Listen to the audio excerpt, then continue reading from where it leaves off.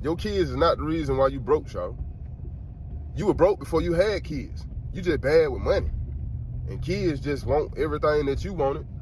You feel what I'm saying? That you probably didn't get. So you feel compelled to do for them. But at the end of the day, nigga, you just bad with money, bro. Don't stop blaming your kids. I had to pay for this, I had to do this, I had to do that. Nigga, when you had no kids, you was still broke.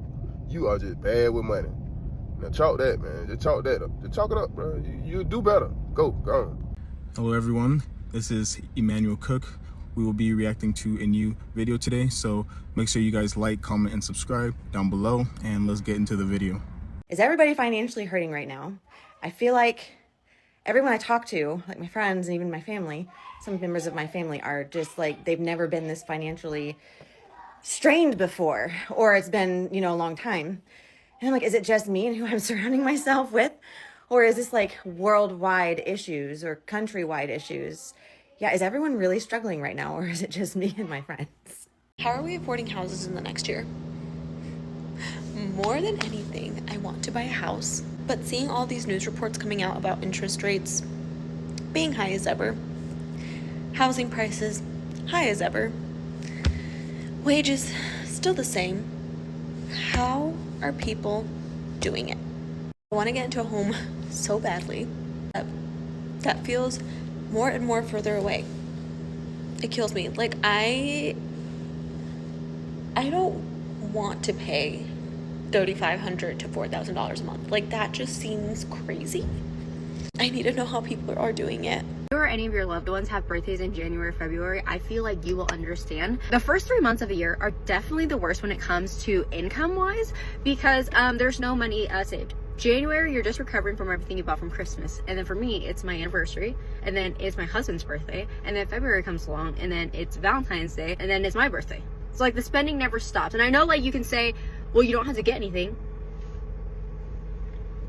Like, I'm gonna celebrate my holidays, okay? I will be broke for 3 months, but then we're back in April, okay? Anyways, if you're gonna ask me to go eat or go on a trip in the next 3 months, please don't ask me, because I can't go. I'm broke. Thanks for listening. I saw this statistic earlier, and it said that millennial and Gen Z, I think, that might not be the right one, but I know definitely millennial, it said the average amount of money that they get from their parents every month is about $1,500. And I was like, are you fucking kidding me? I was like, okay. Like, we're just out here doing this shit by ourselves. Like, I don't feel so bad for not having, like, gotten farther, or, you kind of look around, you're like, how do people afford this shit, And it's like, oh, because their parents are giving them money. And I think that's great. I hope to be able to do that for my kids one day. I don't want them to, like, not have to, like, learn, but if I can help them, in some places I want to, but like, hey, so if you're out there, you're just doing it on your own and you're comparing yourselves, I know they say not to, but you can't help it sometimes to like be like, what the fuck am I doing wrong? Those people who got help from their parents, they pay for a lot. I be so tired of people having excuses as to what job is not paying. You just don't want to work. If you save up your money, it'll be easier said than done. Get 2-3 jobs that pay the same amount. It's going to double up. You just don't want to work. Have some ambition and just put in the work to do something, okay? Like, I'm so sick of people complaining about funds. Like, it's so easy to get a damn job. You can get a job at Walmart. Get a job at McDonald's. Y'all just don't want to work. Y'all love struggling. Like, seriously. Man, I don't care what nobody say. One of the most humbling experiences you can go through is not having no money for food, man. I'm pretty sure we've all been there before. I don't know if you have, but you don't want to ever get in that position.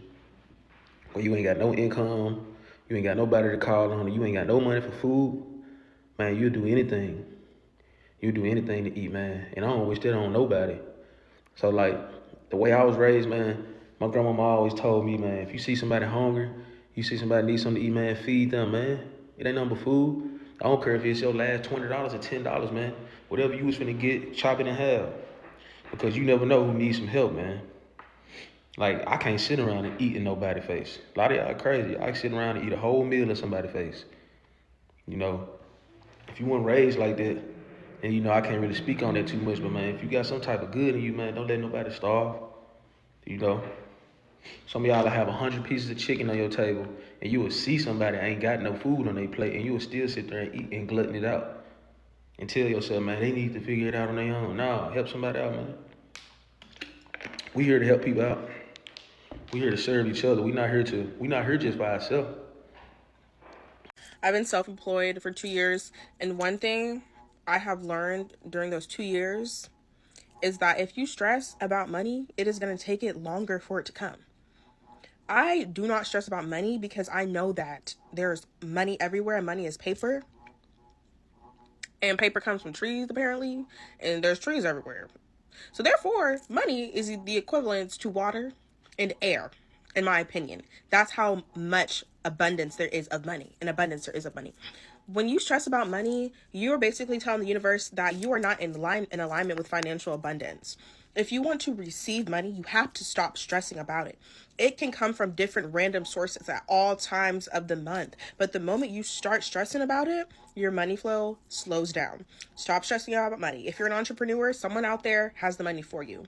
If you work a regular 9 to 5, you're going to have ample opportunities to get what you need from that job. If not, the universe will present something to you that is for your greater good of your higher self. Personally, I don't stress about money. I can literally manifest my rent in like 2 days by just sitting here and being like, thank you, universe, for bringing me financial abundance. Thank you, universe, I don't ever have to stress about my bills. And you might be like, that's kind of like fucking delusional and like irresponsible. But when you're in alignment with financial abundance, you have to be very delusional. You have to think about the money as if you already have it. You have to think about the money as if it's not a problem. And I don't think about it like it's not a problem. I know it's not a problem. So I don't stress about money. I spend money like I want to spend money. Don't get me wrong, I'm not reckless. I'm not out here buying $750 MCing bags and Gucci slides and booking plane tickets to Turks and Caicos. I'm paying my bills, keeping my nails done, keeping my cat fed, and keeping my lights on. That's the essentials for me. So personally, my advice to those who are self-employed or even those who work for other people or whatever your career path is, the more you stress about money, the longer it's going to take for it to come to you. If you want to attract financial abundance, you want to attract random financial gifts like I do all the time. If you want to attract easy money, you need to understand that money is everywhere and that it will come to you once you stop stressing about it. Y'all like went to go get me an oil change and they gonna sit up there and bring me my air filter.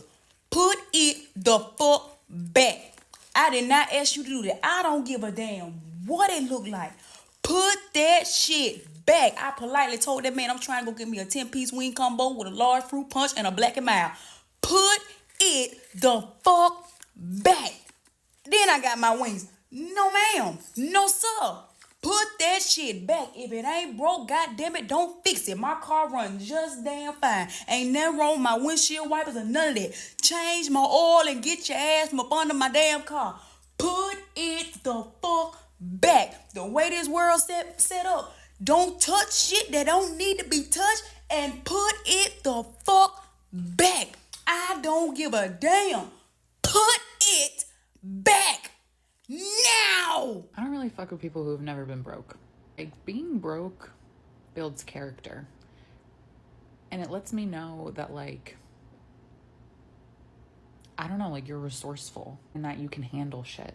Because people that have never been broke, like, when times get hard, like, they don't know what to do all of a sudden because they've never had to, like, survive anything. Everything's just been handed to them. I remember when I was living in New York City, I had just paid rent. I was so broke and I like didn't have anything to eat. And I was like scrounging through my couch cushions to find change so that I could go to the bodega on the corner and get some pasta for dinner for the next couple nights until my paycheck hit. I found like a couple bucks worth of like change in my couch cushions and my like wallet, everything combined. And I walked down to the bodega. And this was, and like, mind you, this was gonna be like pasta and butter. There was no sauce. So I get to the bodega and my favorite kind of pasta happens to be penne. I looked, couldn't afford the penne, could only afford spaghetti, which is fine. It tastes the same. The shape is just a preference of mine. But anyway, I was too broke for penne. Let that sink in. So I got the spaghetti and I went home and like thankfully, I had butter. But we had butter noodles for the next few meals. You know what? It made me a better person. We survived. We didn't cry about it. We just enjoyed our butter noodles and you know, we're problem solvers. It is what it is. And also, people that have never been broke are like usually not that funny. Because by being broke, like, you gotta learn to laugh at some shit, or you're just depressed all the time. So being broke builds character and funny people. So yeah, I mean, don't recommend as like a general lifestyle long term, but 10 out of 10 would recommend for like a short period of time, just so you can build some character, make yourself a little funnier. What's something that was cheap 20 years ago, but now is really expensive? Life. You know, 20 years ago, you could have a $20 bill, go put gas in your car, buy a hamburger, and still have money left over to make bad life choices. Now you just about have to have a good credit score just to go get eggs. You know, used to you could work a summer job and have money to pay for college. Now you have to have 3 streams of revenue just to afford a studio apartment with a functional oven that is pretty much the size of a storage unit. And Lord have mercy, don't get me started on healthcare. Used to you could break a bone and go in, see the doctor, pay $150 and everything was good to go. Now you have to determine whether that broken arm is just okay to live with, or you need to take a second mortgage out on your home. So yeah, life. Life used to be a whole lot cheaper. Now it's got a subscription fee, and hell, I think we're all way past due. I'm 54, and if you're younger than me, here's some really hard financial truths that are probably going to make you uncomfortable, but they just might save you. Your dream life is possible, but not with your current financial habits. If you need a payment plan to afford it, you can't afford it. You're not saving money when you buy something on sale. You still spent, you just spent less. If you don't control your money, someone else will. And guess what? They're not going to use it in your best interest. A credit card is not an emergency fund. If you don't take the time to understand money, you will spend your life working for someone who does. Financial stress, it's self-inflicted. You can't retire on vibes and optimism. You're going to have to work until you die if you don't start investing. Your bank account reflects your choices, not your excuses. You don't believe me? Take a look. Every dollar you spend is a vote for the life that you're building. What are you voting for? Security or poverty? You don't need a financial miracle. You need financial discipline. Stop praying for money and begin managing what you have. Your future is being sold off one impulse purchase at a time, and you will never escape the cycle of being broke until you admit that you are the problem. Hope that helps. So the reason we have so much trouble with money is because it doesn't exist. That's the real problem with it. It's not real. So never has existed, never will exist. It will never be real. That's why we're having all the trouble. A quick reminder, please remember to like, comment, and subscribe down below, and let's continue the video.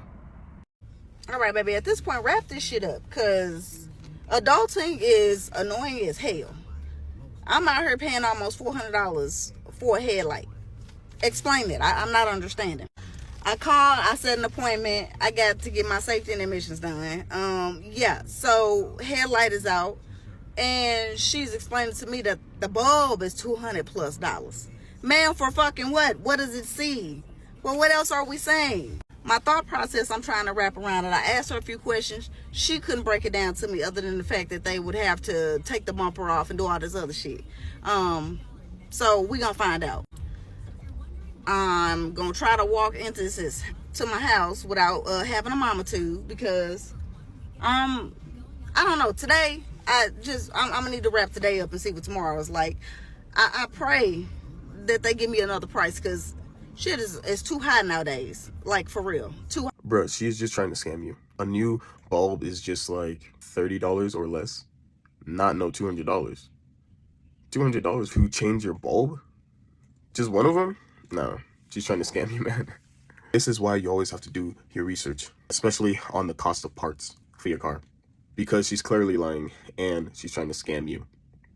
Who else hate motherfuckers that be complaining about having no money, but dad don't be doing shit to fucking get some, bro? Like, the people that be complaining the most about not having no fucking money be the ones that don't be doing fucking shit to go get some. Sitting ass in the house all fucking day since they eyes open, bro. Not going to get a fucking dollar, not going to Bro, I'm not just saying go get a job, bro, because jobs in 2025, bro. Come on, man. Come on, man. Now, if you do got one, it's no problem. You're getting some money. There's nothing wrong with a job. But, bro, it's millions of ways to go get you some money, bro. Just go outside. Just go outside. You ain't gonna make no money in the house. The only opportunities in the house are from the people inside the house, and they not getting no money sitting in the house. Go outside, bro. I don't have money. Get your ass outside. Y'all know what? There are people who I have loaned money to who have shown up in my face right after I loaned them the money with something better than I have. And guess what? I've been cool with it. Guess why? Because I ain't never giving you nothing that I want back. I keep everything for myself. You getting out of my overflow, not my underflow. But listen here. Even then, if I see that you disrespect me and my money and don't honor giving me back what you said you was borrowing, that's it. You don't have another opportunity, baby. And you done messed up. Because Auntie got it. You done messed up. Y'all, let me tell you something. Stop lending money to people that you already know out here getting it from any way and anybody they can. And then it will show up like they entitled to your money. You ain't entitled to nobody's money, sir, ma'am. Goodbye. Stop lending money to people that you already know ain't gonna honor you for giving it to them. And they sure ain't gonna pay you back. So stop disappointing yourself. Now go be blessed. Because you are. You know what used to piss me off as a child?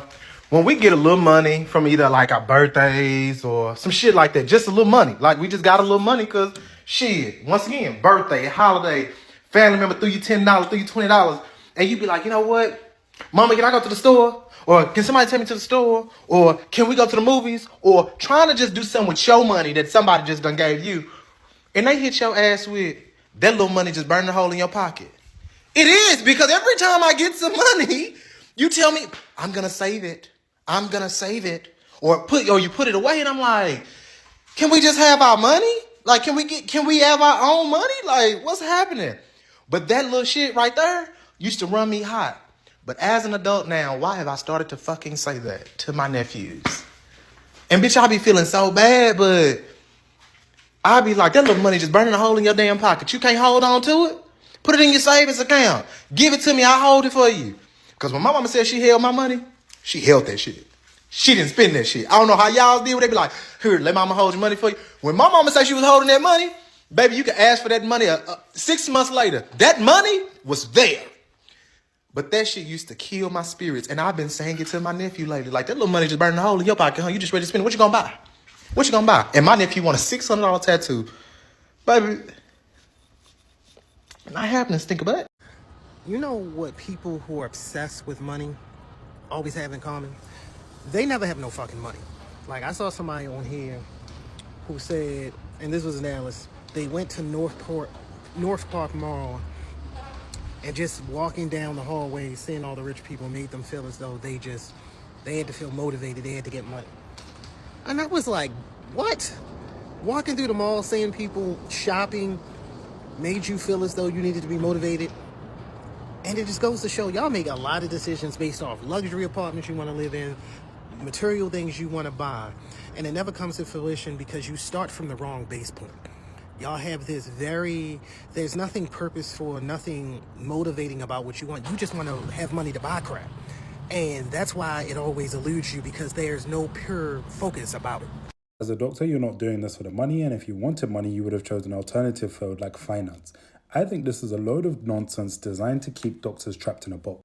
I liken this to the world of business. I've done some work where I've tried to raise VC capital for some businesses that I was starting, and one thing VCs will always ask you is, how much money do you need to pay yourself? So this is the only thing that you worry about. And in an ideal world, we'll take a similar approach. How much money do we need to pay healthcare professionals so their only worry and focus can be looking after the patient? Because I know if your doctor is busy worrying about how they're going to put grocery on the table, and I think when we say doing things for the money, people always think that this is a bad thing. But in my opinion, if you are doing a job because you need to pay your bills at the end of the month, then it is about the money. And contextually, a lot of people in medicine come from well-off backgrounds to begin with. So when they say they're not doing it for the money, it's probably because their money problems are already solved.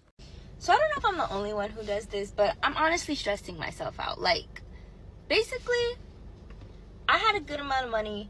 I transferred it out of my account so I didn't spend it.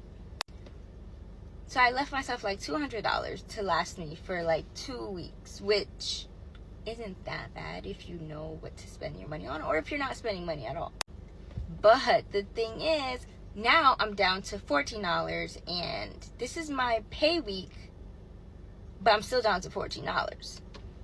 So in my brain, I feel like I'm broke and I can't go nowhere, I can't do anything because I don't have no money, because I only have $14 to spend. Even though I have that amount of money that I transferred over still in another account, and I have money in different places. So technically not really broke, but because I only gave myself a certain amount, I am broke. And although this method is gratifying, I am stressed. I'm stressed because now I'm like, how do I make $14 stretch for the next 5 days? In this economy, at least. Even though realistically and in hindsight, I don't have to. That money wasn't really going to my savings. It was just out of my account just in case. So I just stressed myself out for no reason. So why is it in the UK, and we're following in the footsteps of the US here, keep any of their money together when they get paid? They get the paycheck and they spend every single penny of it, or you're on the other spectrum and you hoard every single penny of it. You either go one of two ways. You save too much and don't enjoy yourself at all. That's not a healthy relationship. Or you spend every single penny you get. And these are all down to different factors. I think, especially in the UK, it's not cool to be good with your finances, you know. People don't look at the finances, people don't really care, to be honest, especially at, you know, the age of 20, 21. People don't care because that's not a problem right now. People can't focus on problems that are occurring right now. They'd rather say, oh, you know what, I'll worry about it later. But you've got a family that is waiting for you in the future. You've got your kids who are waiting for you in the future. You've got houses, debt, cars, weddings, everything to pay for in the future. So why not? It's going to be in your life regardless, money. You can't choose whether it's in your life or not. It's going to be in your life. So why not just get good at it now so you don't have to worry about it later? Instead of trying to act cool and say, oh, I'm struggling. Look at me, I'm struggling. I can barely afford my coffee on a Friday. Why are people doing that? I didn't want to get ran over while I was crossing the road recording a video, but yeah, it's just a case of, especially in the UK, we love the sympathy. We love to say, oh, I'm struggling this month, you know, I'm barely going to make it, I can hardly afford my lunch. For some reason that's cool. I mean, I don't know why this has become a thing. It's not talked about enough, that's certain. Money isn't talked about enough, so we need to get that sorted immediately. There's a lot of psychological things that are wrong with how we treat money and talk about money in the UK. So I want to take a second and talk about our financial struggles after the hospital. Not only did we have hospital bills and then therapy following that, but we were still in the process of trying to sell our house because we were already struggling financially. And I was only working a very, very, very minimal part-time job. And with my son sick and my stepdad sick, I was in mommy brain survival mode, which meant I just started charging things like crazy. Gas, charge it. Daughter needs new clothes, charge it. That meant by the time that we actually got to this house and life actually started to improve, we had a crap ton of debt. So we paid for training to learn how to budget better and pay off debt. But the entire time that we paid off debt, I was like, just a total basket case, higher anxiety levels than ever. If you also struggle in this area, check out my new training. It's called The Money Free Mind. I saw a story time on here, and this woman was talking about how she ignored all these red flags with a guy she was dating just to end up getting scammed and robbed for a bunch of money. And when I saw that, it made me immediately realize why so many people have financial hardships. And it made me think of some conversations I had a while ago with 3 very successful people. So I know 3 different people that sold their businesses for hundreds of millions of dollars. One of them, he sold his company to Coca-Cola for $100 million. Another one sold his company for about $150 million. And another one, he sold his close to $300 million. And all three of them, in separate conversations, I asked all three of them, when did they start making real money? And by real money, I mean millions of dollars. And one of them said he didn't start making real money until he was 41. The other one said 43. And the other one said 37. And I asked all three of them, why did they think it took them till they got to their 40s to start making real money? And all three of them, they had different reasons. But they had one thing that was in common for all of them. And the commonality they all said was they had to learn how to read people. To know when someone is lying to them and trying to get over. To know when somebody is a person that they shouldn't work with and stay away from. To know when somebody is somebody they should work with. Learn how to put themselves first and say no to people, whether that be family, friends, or associates. And knowing when to trust their gut and move on that. And that conversation, as well as watching that story time, showed me why so many people have money problems. Too many people lack discernment and they're too nice. They let people take advantage of them. They don't know how to say no to anyone. They don't speak up for themselves. They give everybody the benefit of the doubt. And they don't trust their gut. People don't understand that in order to get money and to keep money, you cannot be a weak person. You can't trust everything someone tells you. You can't believe everybody got good intentions. You got to learn how to say no to your family, your friends, associates. You have to trust your gut and be bold enough to move on that unapologetically. So many people will be getting ready to do something and everything in them, their gut is telling them this is a terrible idea.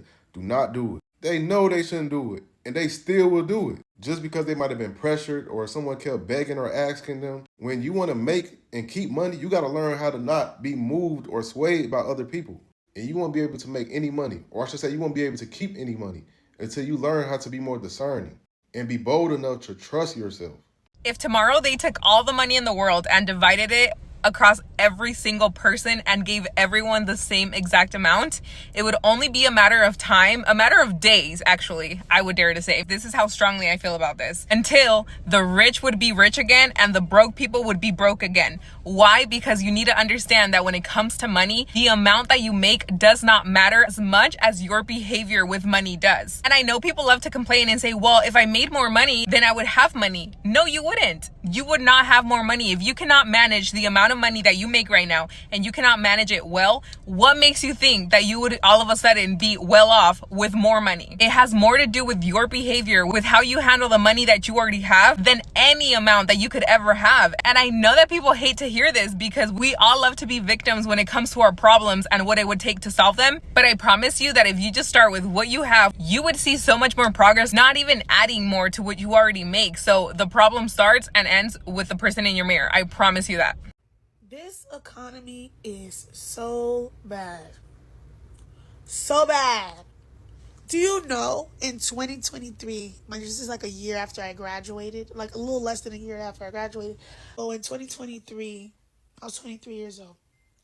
I was working 4 jobs. I had 2 server jobs. One night shift at Waffle House, a Perkins day shift in the evenings. I had substitute teaching. That's a whole other thing too, because substitute teaching, this education system, especially with everything going on in politics now, is so crazy with the markets, everything. Markets is another story. I got into day trading too.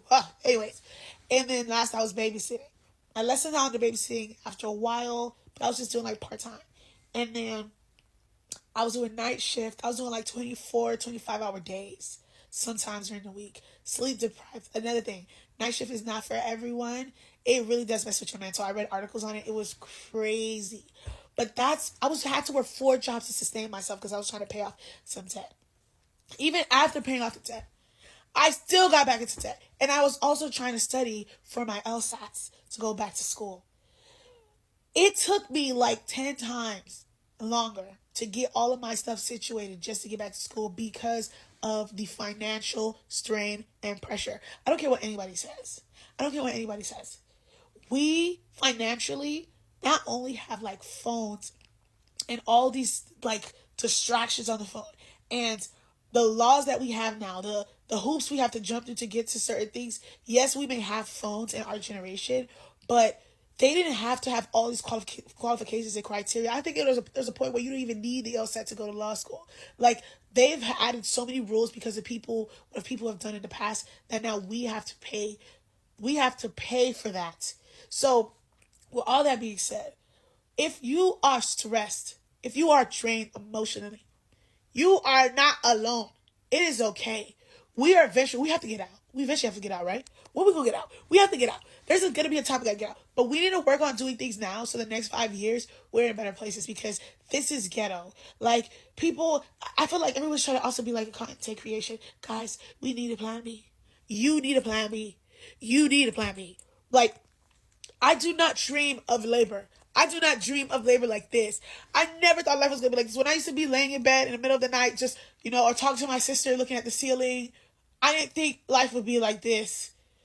I'm grateful that God has blessed me with another day. And I'm looking for the purpose in all of this.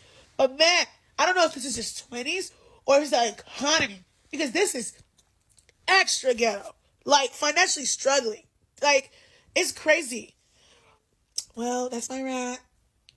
Actually, no, that's not it. I'm also engaged. And even to get a venue,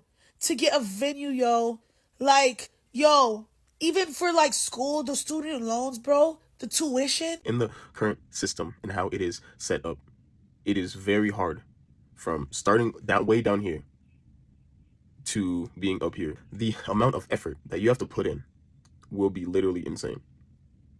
Now it is harder for you because, number one, inflation. The cost of living is so high now that you have to do 2, 3, 4 jobs and you're still struggling. And it's just so hard to have a clean slate and start your life, especially in 2025. You will literally be financially stressed a lot of the times. We are just starting our lives, and it is just so hard to find your footing in this world that we're living in. That is the reality of a lot of young people. How can we find our way in this cold, challenging world? So my options are get a part-time job on top of my full-time job so I can have more money to have fun. But then I would be sacrificing my time, so I wouldn't actually have time to have fun. Or I can keep my free time, but still not have money to have fun. So we applied for financial aid to send my son to this amazing school. They told us we qualified for $300 a year of financial aid. I'm like, I just laughed because I'm like, $300 a year? Cool. Both my husband and I work full-time, salaried, corporate American jobs. I work as a marketing manager. My husband works as a staff accountant. We work in Pennsylvania. And we will never, ever be out of debt. You want to know why? Because, no, I'm not sending my kids out of school because they can't afford it, but it's an amazing school. But because we've lived in this house for 4.5 years now, it was built 3 years before we moved in. That microwave behind me was not the original microwave, had to replace that microwave. The dishwasher, not the original dishwasher, had to replace the dishwasher. They took the washer and dryer with them because they didn't tell us it was rented when we moved in. Literally the day we moved in, there's no washer and dryer. We had a 1-year-old at this point. We needed a washer and dryer. So we got a new washer and dryer. The dryer has now broken twice in the 4.5 years. So we're just getting a new one because I'm like, we can keep having somebody come out and repair it, or we can buy a new one. Talk about Pico. Pico has risen its rates about 8% this year. Let's talk about American Water Company. American Water Company has risen its rates about, I think, 10 to 15%. Like, my water bill a month is almost $500 a month. There's 3 of us here, and one's a toddler. My raise this last year, my car insurance bill went up. My homeowner's insurance went up 10% this year. And let's see. What else? Anything else go up this year? Not that I know of. Not that I can remember off the top of my head. My raise, 3% this year, even though I applied for a decent raise because my role is the only role in my company not to have support staff under it. I was hired in the support staff role. My boss left. I got their job. Did get a pay bump when that happened. But it's still not adequate pay. I should be making a good chunk more if you're not going to hire somebody else for this role. And I think my husband's like, bonus is 3%. So 6% increase, cost of living increase, but everything in our lives went up 30%.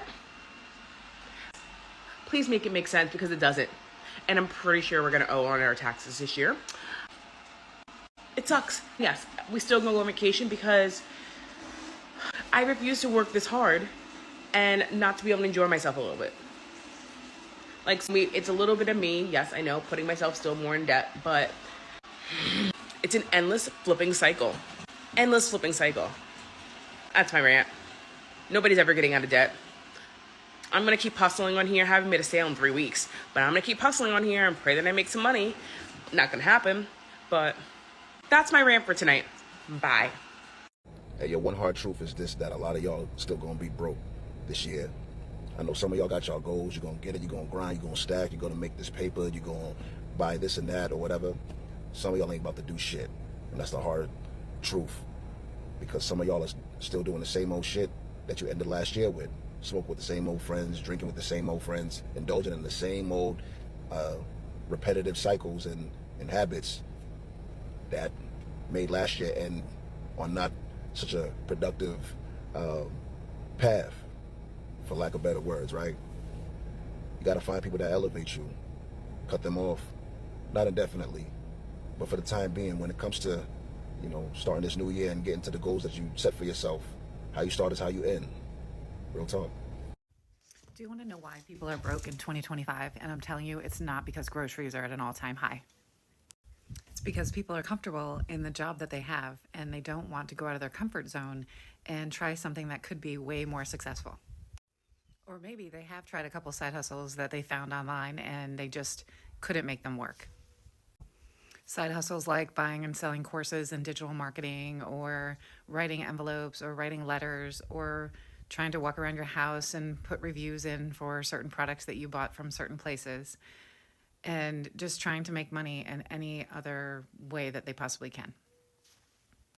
And it was exhausting trying to figure out how to make the little pennies that you would get from doing all of those things. Buying and selling courses, definitely more profitable, but it's very expensive, and to try to find people to buy those courses is really difficult. I found something that's completely different, and it's going to smash everything else out of the water. A few months ago, I saw a video like this one, and I jumped in and I haven't looked back. It was a video talking about a company that profit shares with its members.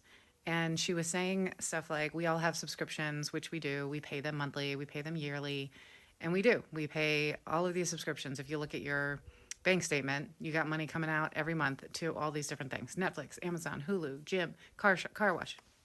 Everything is on a monthly subscription or an auto ship or whatever. So you're paying these every single month. This is a membership company that has products, and they're amazing, but you don't have to buy or sell them.